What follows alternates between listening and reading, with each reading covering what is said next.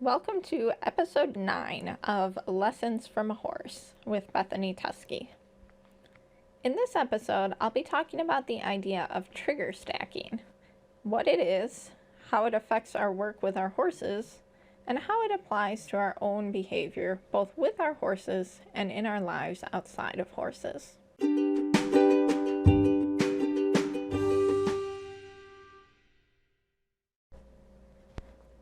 All right, so before we get into the podcast today, I just want to give the disclaimer that I am not a psychologist or an expert in psychology. So the information that I'm going to give you today is based off of my own study and my many experiences in the years I've spent training horses and teaching riding lessons. So I don't claim to be an expert in psychology, and if you're dealing with mental health struggles, just know that you're not alone, and there's always professional help out there, and it's recommended that you seek help if needed. But I do think that sharing my experiences can help you think about things and maybe approach the work that you do with your horses in a better way, as well as maybe understand your own reactions to stress a little bit better. So with that being said, let's jump right into it. So what is trigger stacking? Trigger stacking is defined as stress accumulation due to exposure of multiple triggers, either simultaneously or close enough in time that the horse's reactivity has not returned to normal. And this can apply to our horses, or it can also apply to humans as well. But we're going to talk a little bit about our horses here first.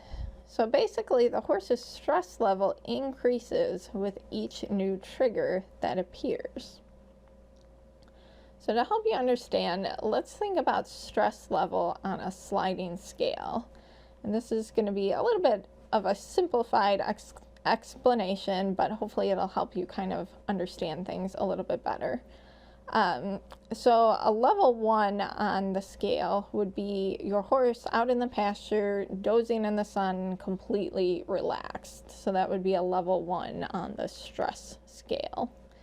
A 10 would be your horse in a complete panic and in an extreme version of fight, flight, or freeze, his instinctual responses. So this could be bolting, bucking, rearing, or completely shut down and freeze. So at this stress level, the horse is responding instinctually and is not thinking about what he is doing. All right, now let's take a look at that horse that is dozing in the pasture. We're going to take him and we're going to bring him into the barn and saddle him up, and then bring him into the arena and hop on his back. So now, just because we've brought him in and we're starting to work with him and ask him to do things, that's going to automatically bring his stress level up. So we're going to say that he's at a 3 now. He's more alert, he's more active, but he's still very relaxed. But now let's say that the bugs are really bad that day, and maybe that brings his stress level up 1 or 2 more points. So now instead of that 3, he's at a 4 or a 5. He's still listening, he's still doing his job, but he's starting to get a little tighter in his body. Maybe he's starting to show some signs of stress, such as shaking his head or pawing, or maybe he's more distracted or less responsive and just not performing as well as he normally would.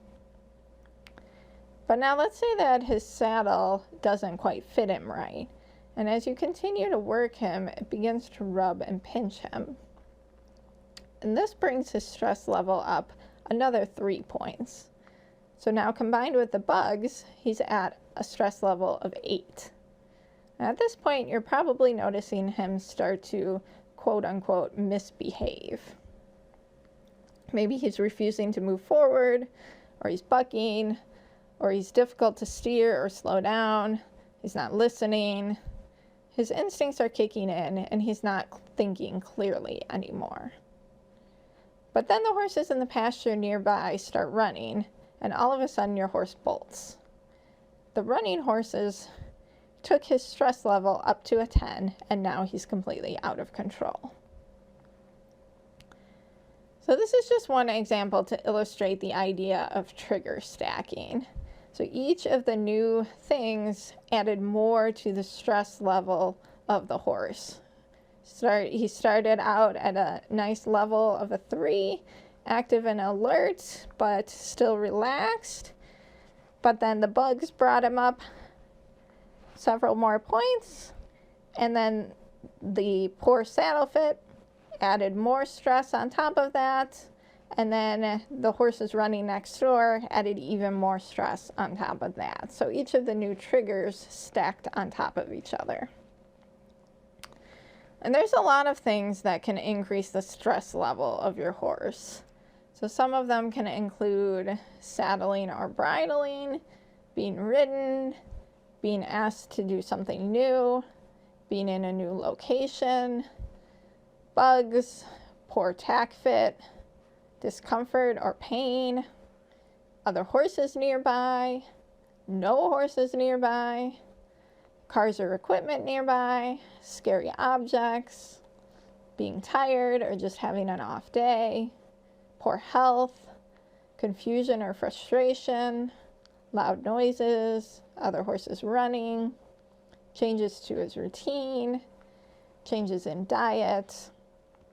And I'm sure you could think of a lot of other things that can potentially cause stress to your horse. Now, it's important to note that not all stress is bad. It's unrealistic and even not healthy for our horses to just sit in a pasture all day and never do anything and never face any kind of stress. Learning something new is a form of good stress that challenges our horses, but also provides mental stimulation and growth for them. Physical exercise is also a form of stress, but it's important for the horse's health and well-being. So not all stress is bad, and some stress is actually important to maintaining our horse's health and well-being. And also, we don't live in a perfect world, and sometimes things are going to happen that are out of our control, and stress is a part of life. However, to be successful, we need to be aware of what our horse's stress level is and prevent him from moving over what is called his threshold. And this is the level in which he's going to start moving out of his thinking state of mind and into an instinctual reactive state of mind. So we want to try and avoid getting him to this point, because at that point he's not going to be able to learn as well, he's not thinking as clearly, and his reactions are going to be a lot stronger. So to do this, you need to notice when things cause your horse stress and try to avoid stacking them on top of each other. So you want to be aware of signs that your horse is becoming stressed and notice what things are triggering that stress in your horse. Oftentimes when people say that their horse did something quote unquote out of nowhere, it's because they didn't notice the small signs that the horse was moving into a more stressful state. In reality, the horse probably gave them a lot of warning signs that his stress level was starting to build. They just didn't notice. And they only became aware once the horse's reactions became much bigger because he was at a higher level of stress. So signs of stress will vary by horse, but some of them can include altered facial expressions, which may include pinned back ears, increased wrinkles around the muzzle, facial tension, tension in the eye, and dilated nostrils, rapid tense swishing of the tail, reactive behavior during handling or exposure to objects or environments, head tossing or shaking, becoming unresponsive, that would be more of a freeze state, limited eye or ear movement, a glazed expression, Again, those are more of a freeze state. Chomping at the bit, vocalizing, increased manure production, spooking, high head carriage, refusing food. And you can probably think of some other examples as well of a horse that's in a more stressful state. So those are all things you want to be noticing and watching out for. And you'll see that some of them can be very subtle, such as the facial expressions. The pin back ears, or even just increased tension in the muzzle or the eye can be a sign that your horse is starting to get more stressed. Some of them can look like the horse is behaving, but really he's in a freeze state, such as becoming unresponsive or limited eye or ear movement or glazed expression. It can look like the horse is just standing quietly, but really he's actually shut down in freeze as a result of tension. What stresses a horse and the level it stresses him will also vary by horse. So for example, just the simple act of putting on a saddle for one horse could take him up a few points on the stress scale. Whereas for another horse, it will barely even register on his scale. Bugs may bother one horse, but not another. What one horse finds scary, another will walk right by without reaction. So this is why it's important to know your individual horse and to learn to read his individual stress signals. There's a variety of ways to avoid trigger stacking. Eliminating the trigger, if possible, is a great option. In the example I used at the beginning, applying fly spray could help to eliminate the stress of the bugs, and a properly fitting saddle would eliminate the stress of the pinching and rubbing. Another way to keep stress levels low is to give the horse time to process and return to a lower level of stress before adding an additional stressor. For example, with a horse that is new to riding, putting the saddle on and then jumping right on him can be a form of trigger stacking. You've got the stress of the saddle and then the stress of the rider stacked on top of each other. So an alternative would be to put the saddle on the horse and then give him time to process and relax before moving on to the next stressor of having a rider get on him. And I've actually got a video of this process in my virtual classroom where I demonstrate the saddling process done in a way that allows the horse to relax after each step to prevent the buildup of stress. And I actually break the saddling process down into multiple different steps, and you can see the difference between the horse who's just tolerating but is in a state of stress, and the horse that is relaxed and accepting of what I'm doing. You can see how I break down the process, how I allow the horse to return to a lower level of stress before moving on to the next step to prevent that stress from building up too much, which would then cause a bigger reaction from the horse when the horse eventually does react. So if you're a member of the virtual classroom, you can check out the video.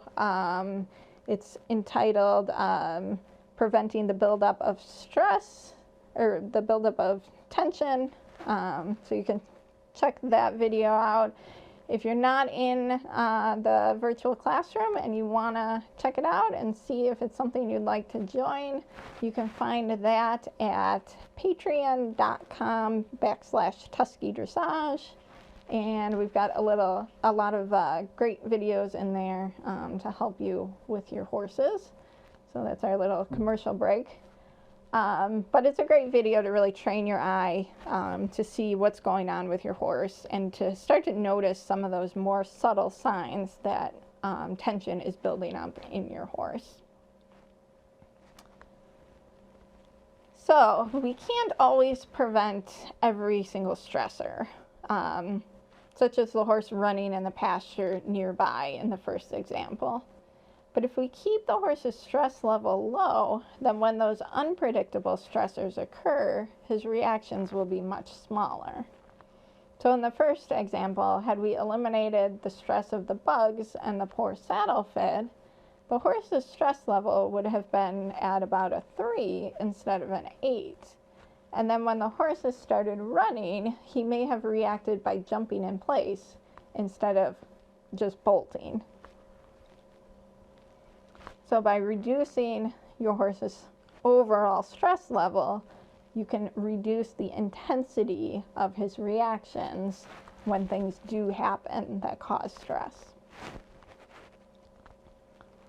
It's also important to set realistic expectations during times when you know your horse is going to be at a high stress level. For example, if there's construction going on at your barn, that may be a good time to just do groundwork, which is less stressful for your individual horse than to ride him. Or if you do ride, it would be a good time to work on things that your horse finds easy or enjoyable, rather than trying to teach him a new skill, which would then add to his stress level, which in combination with the construction could be too much for him to handle and push him over threshold into that more reactive state of mind. Or maybe you can tell your horse is just having an off day and not feeling his best. This would be another good time to adjust your expectations so you don't raise your horse's stress level too high. Keep things easy and fun for him. On the other hand, when your horse is feeling good and there aren't additional stressors, that's when it's okay to push him a little farther. Maybe teaching him a new skill or working on something that is physically or mentally difficult for him.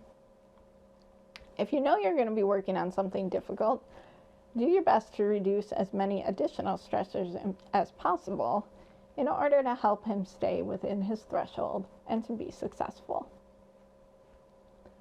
You can also give the horse breaks to help him to process what he is doing and to bring his stress level down. I like to give a lot of breaks, especially when I'm teaching something new, throughout my training sessions, just to give that horse time to process and to allow his stress level to come back down.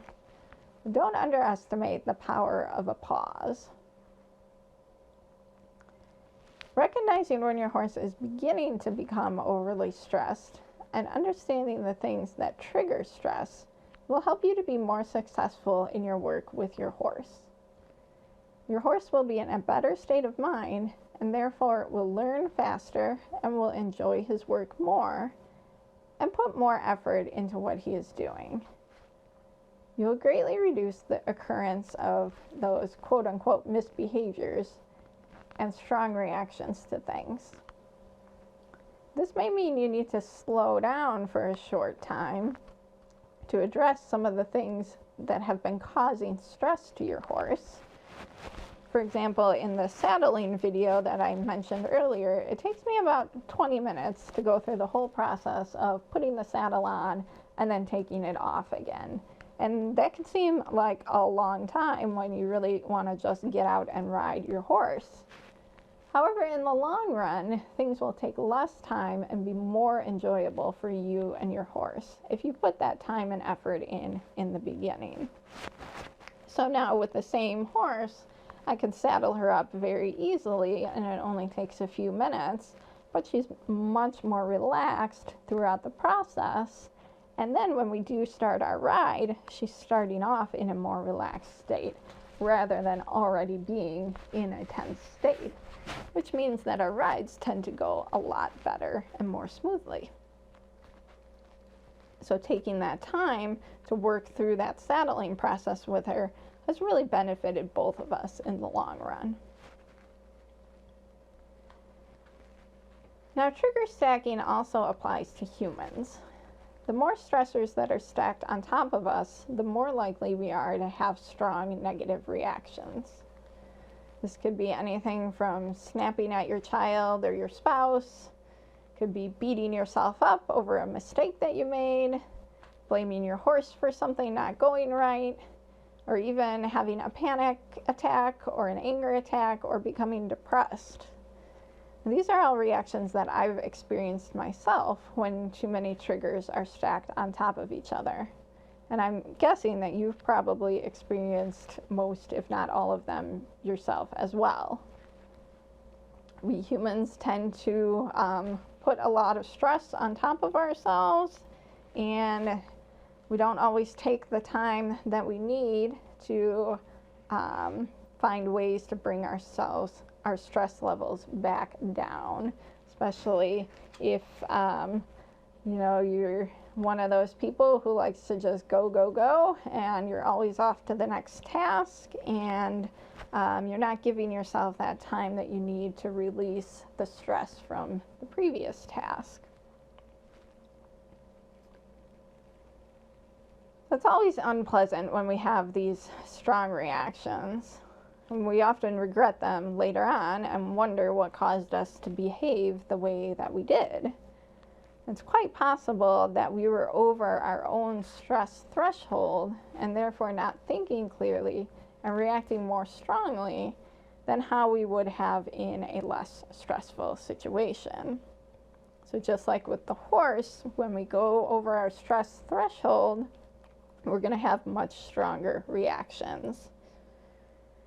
So this by no means justifies our poor behavior. However, it can help us to prevent it from happening again. So it starts with recognizing your triggers as well as the signs that you're starting to become stressed.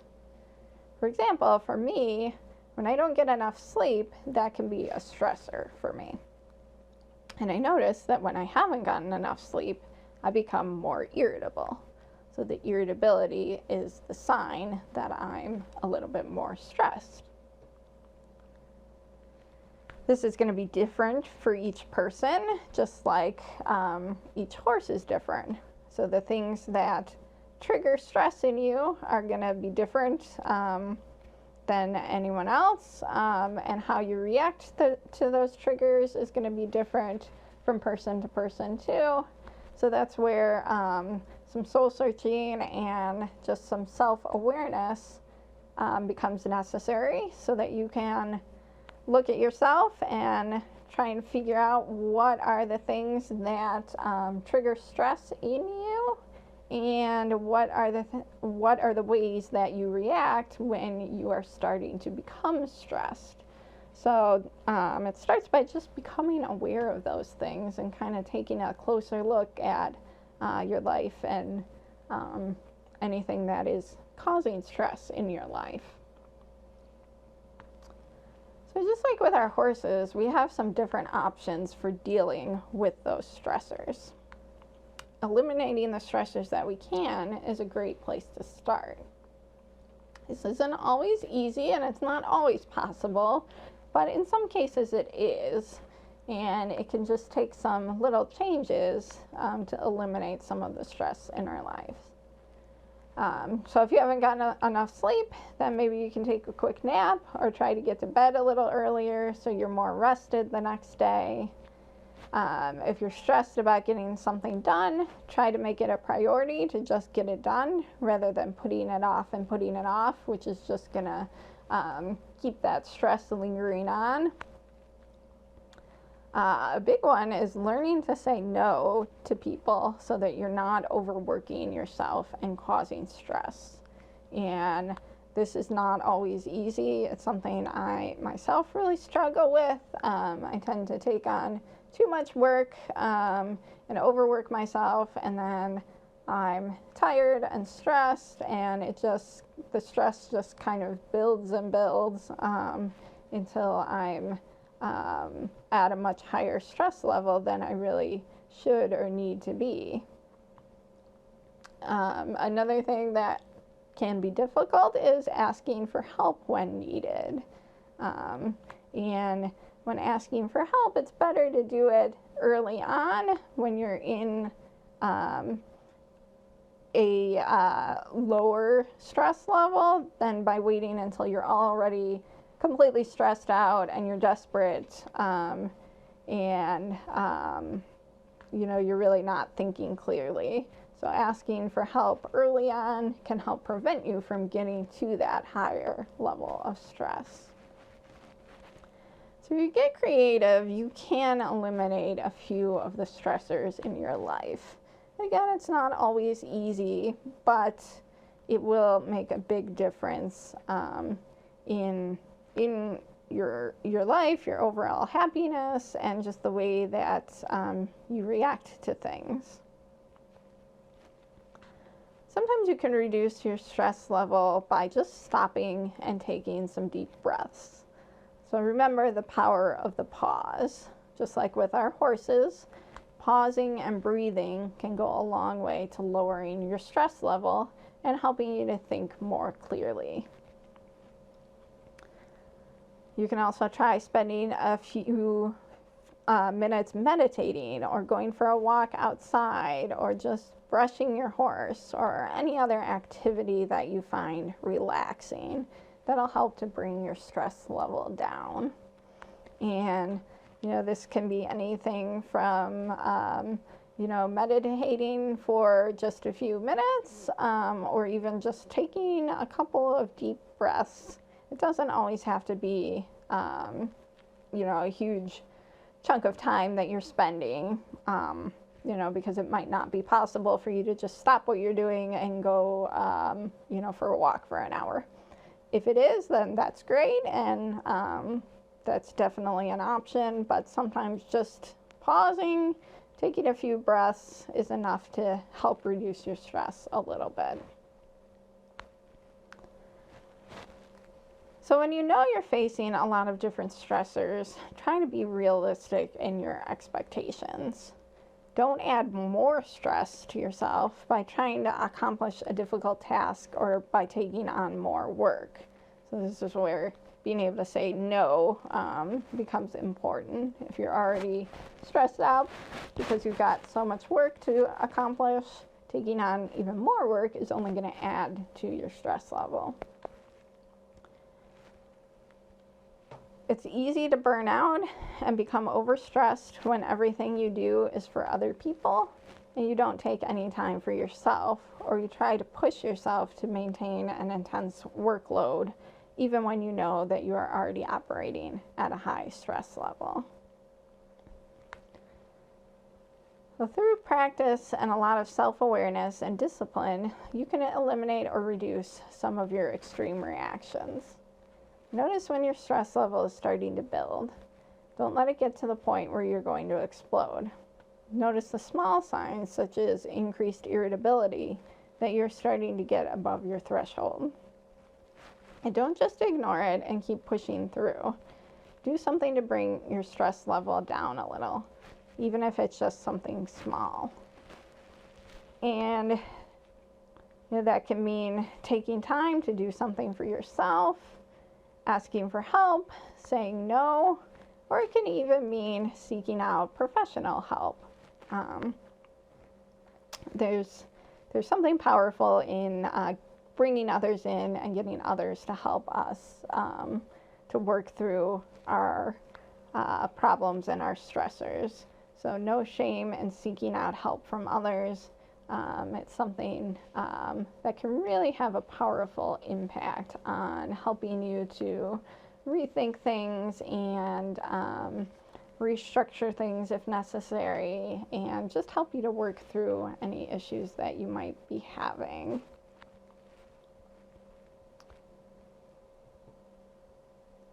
So problems, both with our horses and in our lives, are easier to correct when we catch them early on before they become too big. So be aware of those small signs that stress is starting to build in both your horse and in yourself. Once I began to understand the idea of trigger stacking, it really helped me to understand why I reacted the way that I did, and helped me to manage my reactions. As someone with anxiety, there are a lot of things that can trigger stress for me. Sometimes I can even predict when I'm going to have a panic attack, because I can recognize that I've been stacking too many triggers on top of each other without doing anything to reduce my stress level in between. but I'm getting better at recognizing my early warning signs and recognizing things that are going to trigger stress, so I'm better able to control my responses. I'm not perfect by any means. This is a lifelong journey that we're all on. But by learning to better understand the way horses react to things, I've learned to better understand and control my own reactions. So I hope this helps you too on your journey, both with your horse and in life.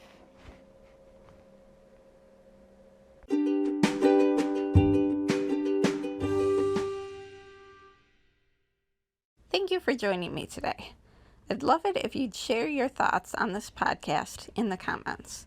I always enjoy hearing from our listeners. If you enjoyed this podcast, please consider leaving a review and sharing with your friends. If you want to learn more about developing a better partnership with your horse, you can check out our website, tuskydressage.com, or search for Tusky Dressage on Facebook, Instagram, or YouTube. And you can also sign up for our virtual classroom on Patreon at patreon.com/Tusky Dressage. And lastly, if you're looking to go even deeper into the lessons our horses have for us, you can check out my book, God's Heart Through a Horse's Eyes, available on Amazon and Amazon Kindle. Thanks again for joining me on Lessons from a Horse, and I'll see you next time.